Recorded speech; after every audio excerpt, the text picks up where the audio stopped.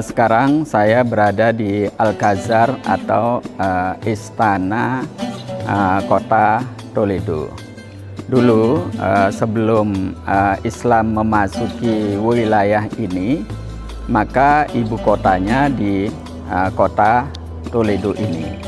Pemerintahan Visigoth yang berkuasa saat itu memerintah dari sini. Visigoth adalah kelompok keturunan Jerman yang berhasil mengalahkan Romawi di Iberia ini.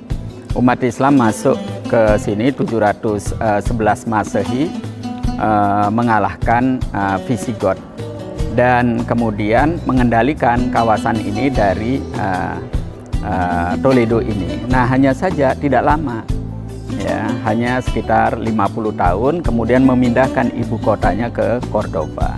Dari Cordova lah pemerintahan Islam yang sebenarnya mengendalikan kawasan keseluruhan ini. Nah, karena itu kalau lihat kita bangunan ini hampir tidak terasa cita rasa arsitektur Islamnya. Ini didominasi oleh arsitektur Romawi, karena sebelum Visigoth masuk ke wilayah ini, yang berkuasa di sini adalah Romawi. Nah, sekarang Alcázar ini walaupun masih disebut Alcázar, tapi statusnya sudah sebagai museum. Nah, museum di sini memfokuskan diri pada museum pertahanan atau museum perang. Karena itu berbagai peralatan perang yang sejak awal digunakan, mulai yang sangat sederhana dari batu, besi, panah, dan bermetamorfose menjadi peralatan perang bersenjata api, itu bisa dilihat di museum ini. Termasuk juga pakaian zirah, ya, atau pelindung bagi tentara, itu sejalan dengan ditemukannya berbagai bentuk bahan yang bisa diolah menjadi pakaian zirah, bisa kita dilihat di sini.